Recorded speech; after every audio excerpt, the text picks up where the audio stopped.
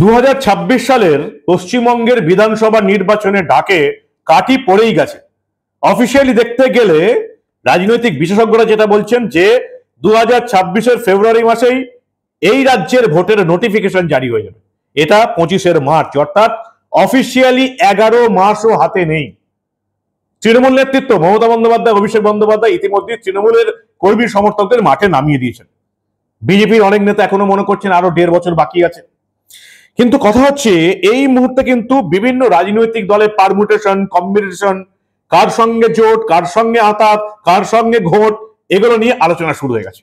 ঠিক এই মুহূর্তে যেমন মিম আসাদুদ্দিন ওয়েসি ঠিক করেছেন যে এই রাজ্যের 294টা আসনেই মিম এবার প্রার্থী দেবে, এবং তাদের টার্গেটে ছিল ঠিক গতবারের মতোই ইন্ডিয়ান সেকুলার ফ্রন্ট। কিন্তু এবারে যেই আসাদুদ্দিন ওয়েসির টার্গেটে এলো ইন্ডিয়ান সেকুলার ফ্রন্ট, তাই কি মমতা বন্দ্যোপাধ্যায়ের নজরে চলে এলেন নওশাদ সিদ্দিকী? সেজন্যই কি নবান্নের মিটিং? কি হলো আজ? কি রাজনৈতিক বিশেষজ্ঞরা খুঁজে পাচ্ছেন অনেক কিছুই এবারের ভোট নিয়ে এখন থেকেই সবটা শোনাবো আপনাদের। এই প্রতিবেদন শেষ অবধি দেখুন। আমি মানব, দ্য নিউজ বাংলায় আপনাদের স্বাগত জানাচ্ছি। বাংলার বিধানসভা নির্বাচনে এবার সব আসনেই প্রার্থী দেবে মিম। ঈদের পরেই রাজ্যে আসাদুদ্দিন ওয়েসি আসবেন মিম প্রধান, এবং তারা যেটা বলছেন যে এই রাজ্যে পশ্চিমবঙ্গে মুসলিম জনসংখ্যা এখন 40%-এর বেশি। সেখানে মিম এবার 294টা আসনে প্রার্থী দেবে। মিমের যিনি মুখপাত্র এই রাজ্যে ইমরান সোলাঙ্কি বলছেন, আমরা এখানে বিরাট একটা ঘোষণা করছি। আমরা আগে মহারাষ্ট্র, উত্তরপ্রদেশ, বিহার, দিল্লি বিধানসভায় ভোটে লড়েছি, বাংলাতেও আমরা সব আসনে লড়াই করব। গত পঞ্চায়েত ভোটে মিম মালদায় 60,000, মুর্শিদাবাদে 25,000, অন্যান্য এলাকা থেকে 15,000, 18,000 ভোট পেয়েছিল। 2026-এর ভোটে আরো ভালো ফলের আশঙ্কায় মঙ্গলবার থেকেই বাংলায় সদস্য সংগ্রহ অভিযান শুরু করে দিয়েছে মিম, এবং তার জন্য মিমের সদস্য হওয়ার জন্য একটা ফোন নম্বরও দিয়েছে তারা। সেই ফোন নম্বরটা হচ্ছে 7941055774, 7941055774। এই নাম্বারে মিসড কল দিলেই মিমের সদস্য হওয়া যাবে, এমনই মিমের তরফ থেকে মুখপাত্র ইমরান সোলাঙ্কি ঘোষণা করে দিয়েছেন। এবং মিমের রাজ্য কমিটির এক শীর্ষস্থানীয় কর্তা বলছেন যে শাসক দল তৃণমূল কংগ্রেসের সংখ্যালঘু ভোট ব্যাংকের যে অহংকার, যে মুসলিম মানেই আমাদের সঙ্গে, সেই অহংকারকে চ্যালেঞ্জ জানাতেই এবার মিম এই রাজ্যের সব আসনেই প্রার্থী দেবে। মিম 2021 সালের কথা আপনাদের মনে আছে। মিমের প্রধান আসাদুদ্দিন ওয়েসি ফুরফুরা শরীফে গিয়ে পীরজাদা আব্বাস সিদ্দিকীর সঙ্গে বৈঠক করেছিলেন, কারণ তখনও নওশাদ সিদ্দিকী এই রাজ্যের বিধায়ক হননি। এই মুহূর্তে নওশাদ সিদ্দিকী হচ্ছেন তাদের রাজনৈতিক মুখ। বিধানসভার বিজেপি ছেড়ে দিলে একমাত্র বিরোধী বিধায়ক, সিপিএম, কংগ্রেস এবং আইএসএফ এর জোটের একমাত্র বিধায়ক। জানি না এবার জোট হবে কিনা, বা এরপরে এই যে বৈঠক হলো নবান্নে, মমতা নওশাদ বৈঠক হলো, কিসের জন্য বৈঠক? অফিসিয়ালি কারণ কি? অফিসিয়ালি কারণ নওশাদ সিদ্দিকী যেটা বলেছেন যে তিনি নাকি ভাঙড়ের বিধায়ক হিসাবে নিজের বিধায়ক তহবিলের টাকা খরচা করতে পারছেন না, ভাঙড়ের উন্নয়নে খরচা করতে পারছেন না, তাই জন্য তিনি মুখ্যমন্ত্রীর সঙ্গে নবান্নে দেখা করলেন। 2021-এর মেতে রেজাল্ট বেরিয়েছে, তারপর থেকে নওশাদ সিদ্দিকী বিধায়ক। এটা 2025-এর মার্চ, আর 11 মাস আছে ভোট হতে। এতক্ষণে নওশাদ সিদ্দিকীর মনে হলো যে বিধায়ক হিসাবে ভাঙড়ে বিধায়ক উন্নয়ন তহবিলের টাকা তিনি খরচা করতে পারছেন না, তাও বলতে হলো কোথায়? নবান্নের 14 তলায় গিয়ে, মমতা বন্দ্যোপাধ্যায়ের গোপনে মিটিং করে, মমতা বন্দ্যোপাধ্যায়ের চেম্বারে গিয়ে। আমি ভাঙড়ে বিধায়ক তহবিলের টাকা খরচা করতে পারছি না, এটা তো অফিসিয়ালি বিধানসভা চলছে, বিধানসভাতেই বলবো মুখ্যমন্ত্রীকে। তার জন্য নবান্নে রাজ্য সরকারের যে অফিস, সরকারি অফিস, মমতা বন্দ্যোপাধ্যায়ের অফিস, সেখানে কেন যেতে হবে এই প্রশ্নটা প্রত্যেকেই করছে।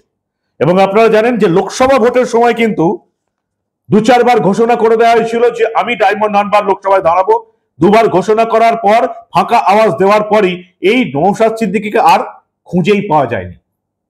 এবং সেখানেও অভিযোগ উঠেছিল যে ভাইপোর কাছ থেকে টাকা নিয়েই লোকসভা ভোটে ময়দান ছেড়ে পালিয়েছিলেন নওশাদ সিদ্দিকী। আর এবারে একেবারে ভোটের ঠিক মুখে যখন আসাদুদ্দিন ওয়েসির অল ইন্ডিয়া মজলিসি ই ইত্তেহাদ উল মুসলিম, সংক্ষেপে মিম, তারা প্রার্থী দিতে আসছে এবং তারা আইএসএফ এর সঙ্গে জোট করতে চাইছে, ঠিক সেই মুহূর্তেই নবান্নের 14 তলায় মমতা বন্দ্যোপাধ্যায়ের চেম্বারে গিয়ে বৈঠক করলেন নওশাদ সিদ্দিকী। কারণ কি? ভাঙড়ে বিধায়ক তহবিলের টাকা খরচা করতে পারছেন না, যেটা আরামসে আজকে বিধানসভায় মুখ্যমন্ত্রীর চেম্বারে গিয়ে তিনি আলোচনা করতে পারছেন, যেটাই হচ্ছে দস্তুর। সমস্ত বিধায়করা তাদের মুখ্যমন্ত্রীকে টাকা খরচা করতে পারছে না এই কথাটা কোথায় বলবে? বিধানসভায়, মমতা বন্দ্যোপাধ্যায় সরকারি অফিসে গিয়ে নয়।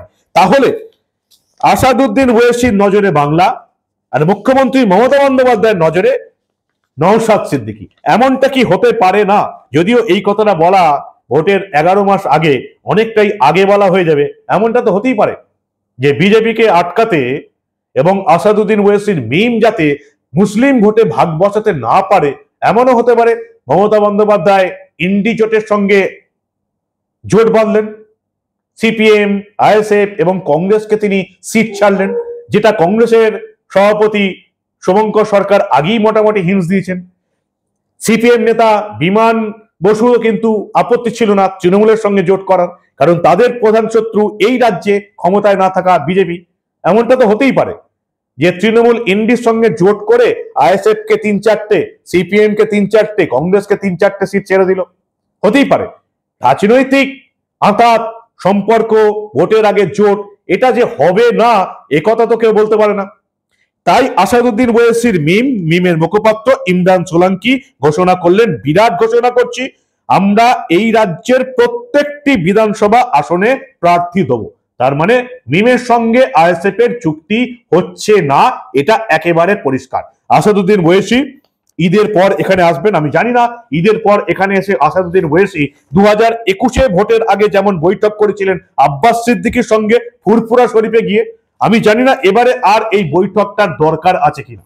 আগেই হয়তো জোটটা ভেঙে গেছে, তাই নওশাদ সিদ্দিকী নবান্নে মুখ্যমন্ত্রীর সঙ্গে বৈঠক করলেন না দর কষাকষি করলেন, সেটাই এখন দেখার। রাজনৈতিক বিশেষজ্ঞরা বলছেন যে ভাঙড়, হারোয়া, এই 3-4টে আসন যদি মমতা বন্দ্যোপাধ্যায় তৃণমূল আইএসএফ কে ছেড়ে দেয় তাহলে তারা জোটে আগ্রহী। আমি জানি না, এই যে বললাম একেবারে প্রাথমিক পর্যায়ে রয়েছি, এই রকম জোট যে মমতা বন্দ্যোপাধ্যায় আসন চাচ্ছেন সিপিএম, কংগ্রেস এবং আইএসএফ কে, এই রকমের কোনো জোট আদৌ সম্ভাবনা আছে কিনা আমার জানা নেই। কিন্তু রাজনৈতিক ক্ষেত্রে কোনো কিছুই কিন্তু অসম্ভব কিছুই নয়। মমতা বন্দ্যোপাধ্যায়ের সঙ্গে নবান্নে নওশাদ সিদ্দিকীর বৈঠক কিন্তু ওই দিকে ইঙ্গিত দিচ্ছে। তাই নওশাদ সিদ্দিকীর ইন্ডিয়ান সেকুলার ফ্রন্ট কিন্তু মিমের সঙ্গে, ওয়েসির মিমের সঙ্গে জোট করছে না, এটা অন্তত এই কদিনের ডেভেলপমেন্টে পরিষ্কার। এখন আসাদুদ্দিন ওয়েসির মিম কতটা ভোট কাটতে পারে এবং তার জন্য মমতা বন্দ্যোপাধ্যায়ের তৃণমূল কতটা আতঙ্কে থাকে, জোটের পরিস্থিতি কি হয়, তাহলে কি এমন হতে পারে আসাদুদ্দিন ওয়েসির মিম প্রত্যেকটা আসনে সিট দিল, আসনে প্রার্থী দিল, আর অন্যদিকে আবার যে জোটটা আমরা 2021 দেখেছিলাম বাম, কংগ্রেস, আইএসএফ জোট মিলে তৃণমূলের বিরুদ্ধে লড়ছে, এমনটা কি দেখতে পাবো? ওই যে বললাম একেবারে প্রাথমিক পর্যায়ে আছি। কিন্তু আসাদুদ্দিন ওয়েসির মিম আসার পরে তৃণমূলে যে আতঙ্ক ছড়িয়েছে এবং তার জেরেই যে নবান্নের 14 তলার বৈঠক, এটা মনে হয় যারা একেবারে রাজনীতি নিয়ে সামান্য খবর রাখেন তারাও বুঝতে পারছেন। কিন্তু কোথাকার জল কোথায় গিয়ে দাঁড়ায় তার জন্য আমাদের আরো অপেক্ষা করতে হবে। দেখতে থাকুন দা নিউজ বাংলা। আমরা বাংলা রাজনীতির এই ধরনের অনেক ঘটনায় চেপে রাখতে দেব না।